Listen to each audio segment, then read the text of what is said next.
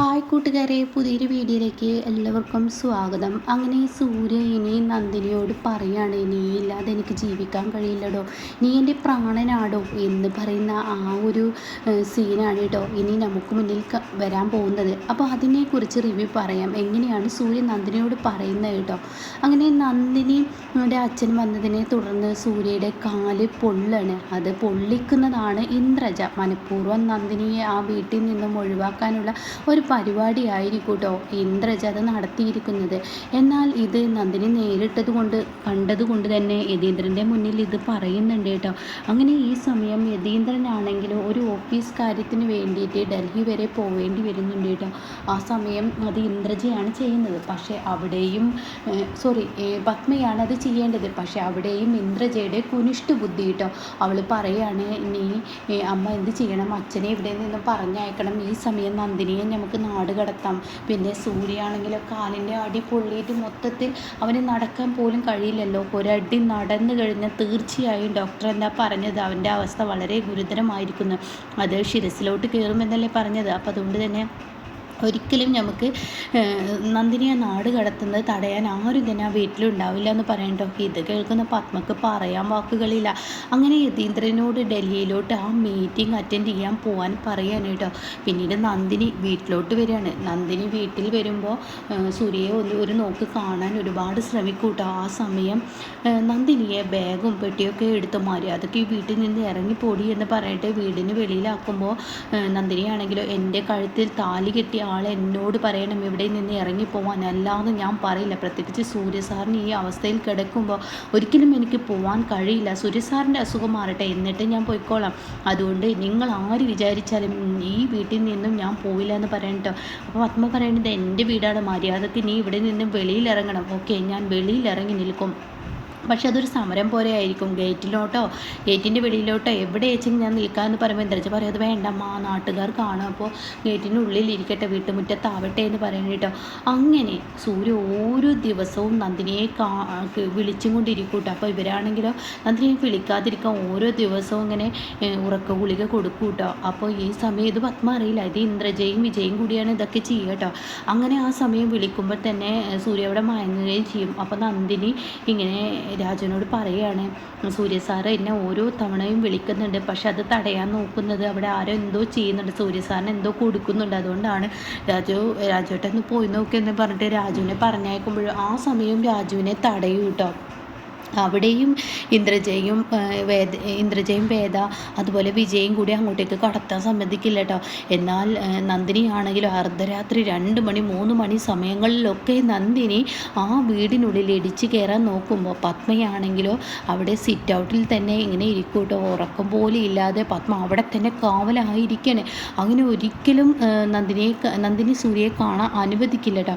അങ്ങനെ സൂര്യ 2-3 ദിവസം കഴിയുമ്പോഴേക്കും സൂര്യക്ക് ഈ മരുന്ന് കൊടുക്കാൻ ഇവർക്ക് പറ്റാത്തൊരവസ്ഥയാവുകയാണ്. കാരണം സൂര്യയുടെ കാലിനടിയിലാണ് പ്രശ്നം, കാല് കുത്താൻ പാടില്ല എന്നുള്ളൂ. ബാക്കി പ്രശ്നങ്ങളൊക്കെ ആരോഗ്യമൊക്കെ പൂർണ്ണമായും ശരിയാവുകയാണ്, മുഖത്തിന് തെളിച്ചൊക്കെ വരികയാണ്.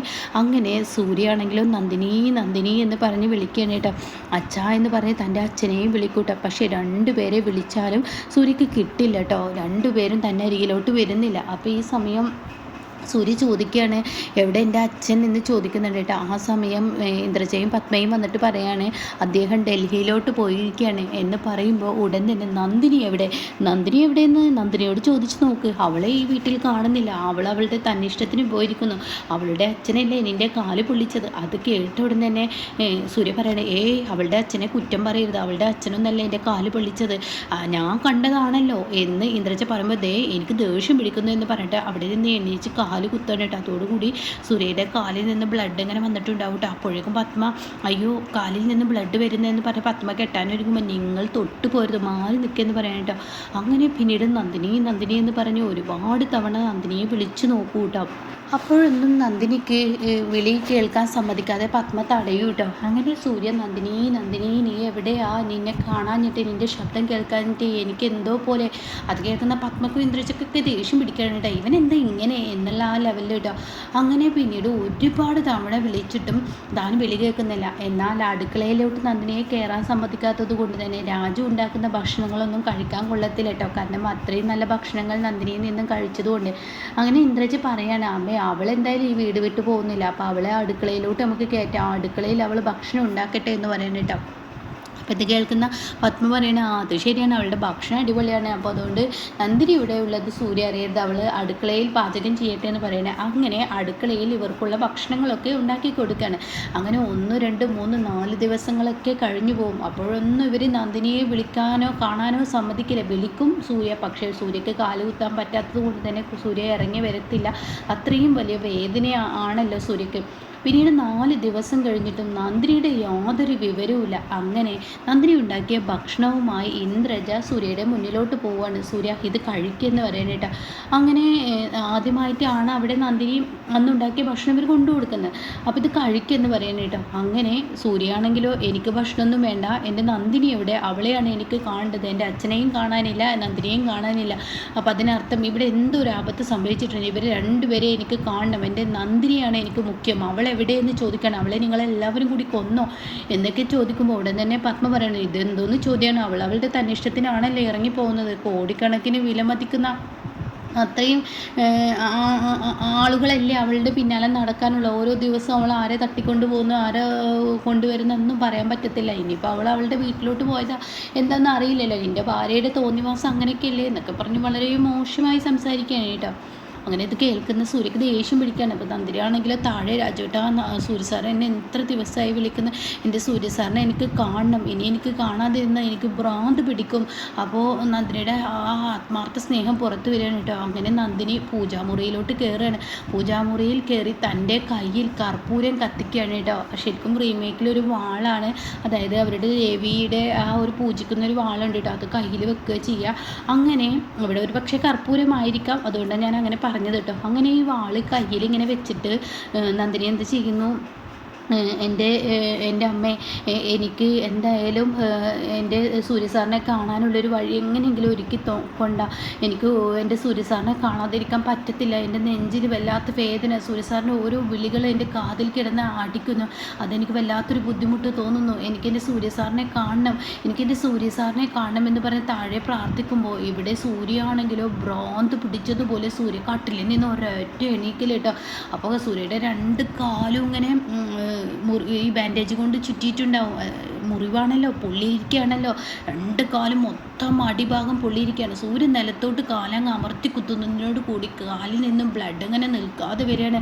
അങ്ങനെ സൂര്യ പറയണം, നന്ദിനി എവിടെ, നന്ദിനി എവിടെ, എനിക്ക് നന്ദിനിയെ കാണണം. അപ്പോഴേക്കും പത്മ പറയണേ, നീ എന്തോടായി കാണിക്കുന്നത്, നീ എന്തിനാ കാല് കുത്തിയത്, നീ എൻ്റെ കാല് ഇനി കുത്തിക്കഴിഞ്ഞ പ്രശ്നമാണ് എന്ന് പറയണേ. അപ്പോൾ ഉടൻ തന്നെ നന്ദിനി ഇവിടെ ഇല്ല എന്ന് പറയട്ടെ. അപ്പോഴാണ് കട്ടിലിരിക്കുന്ന ആ പലഹാരം നോക്കുമ്പോൾ ഇത് നന്ദിനി ഉണ്ടാക്കുന്ന കേസരിയാണല്ലോ എന്ന് ഓർമ്മ വരുന്നത്. ഇതെൻ്റെ നന്ദിനി ഉണ്ടാക്കിയതാണ്. അത് കേട്ടുന്ന പത്മ പറയുന്നത് ഇത് രാജു ഉണ്ടാക്കിയതാണ് അവിടെ, അപ്പോൾ അത് ടേസ്റ്റ് ചെയ്യണം കേട്ടോ. അപ്പം നന്ദിനി ഉണ്ടാക്കിയ അതേ ടേസ്റ്റിലുള്ള അലുവ അല്ല, എൻ്റെ നന്ദിനി ഇവിടെ ഉണ്ട്, അവളെ നിങ്ങൾ എന്തോ ചെയ്തിരിക്കുകയാണ്, എനിക്ക് എൻ്റെ നന്ദിനിയെ ഇപ്പം കാണണം എന്ന് പറഞ്ഞിട്ട് അവിടെ ഇരിക്കുന്ന മദ്യക്കുപ്പികളെല്ലാം ഇവരുടെ നേർക്ക് എറിയാണ് കേട്ടോ. അതോടുകൂടി ഇവരെ ഓട്ടം ഓടുകയാണ്. പിന്നീട് സൂര്യയാണെങ്കിലോ നന്ദിനി നന്ദിനി എന്ന് പറഞ്ഞ് വിളിക്കുകയാണ്. അപ്പോഴേക്കും ഇവർ റൂമിൽ നിന്ന് വെളിയിൽ കയറുമ്പോൾ ഇന്ദ്രജ പറയണേ, അമ്മ പെട്ടെന്ന് നന്ദിനിയെ വീട്ടിൽ നിന്ന് ആട്ടി ഇറക്കാൻ നോക്കും, സൂര്യ പലതും ഇവിടെ ചെയ്ത് കൂട്ടും, അതുകൊണ്ട് നന്ദിനിയെ വീട്ടിൽ നിന്ന് ഓടിക്കുമെന്ന് പറയാം കേട്ടോ. പിന്നീടാണെങ്കിലോ പത്മ പെട്ടെന്ന് ചെല്ലുമ്പോൾ നന്ദിനി അവിടെ എവിടെയും കാണുന്നില്ല. നന്ദിനിയാണെങ്കിലോ തൻ്റെ ദേവിയുടെ മുന്നിൽ ഈ വാളും കയ്യിൽ വെച്ചിട്ട്, എൻ്റെ ദേവി എനിക്കെൻ്റെ സൂര്യ സാറിനെ കാണാനുള്ളൊരു വഴി ഒരുക്കിക്കൊണ്ടാ, എനിക്ക് താങ്ങുന്നില്ല, എൻ്റെ മനസ്സിന് വേദന സഹിക്കുന്നില്ല, എനിക്ക് അദ്ദേഹത്തെ ഒന്ന് കാണാൻ, അദ്ദേഹം എത്ര തവണയായി എന്നെ വിളിക്കുന്നു, എനിക്കൊന്ന് അങ്ങോട്ടേക്ക് കയറാനുള്ള ആ ഒരു ശക്തി എനിക്ക് കൊണ്ടാ എന്നൊക്കെ പറഞ്ഞ് പ്രാർത്ഥിക്കുമ്പോൾ കാണാം അങ്ങോട്ടേക്ക് പത്മ കയറി വരുന്നു കേട്ടോ. പത്മ അങ്ങ് കാലി തുള്ളി അങ്ങ് വരികയാണ്. പത്മ, എടി മൂദേവി, നീ എന്താടി കാണിക്കുന്നത്, മര്യാദയ്ക്ക് ഈ സമയം നീ ഇപ്പോൾ ഇറങ്ങിപ്പോണം, സൂര്യ താഴോട്ട് ഇറങ്ങി വരുന്നതിന് മുന്നേ നീ ഇറങ്ങിപ്പോണമെന്ന് പറഞ്ഞ് നന്ദിനിയെ വലിക്കുമ്പോൾ നന്ദിനി ഇരുന്നോടുന്ന് എണീക്കില്ല കേട്ടോ.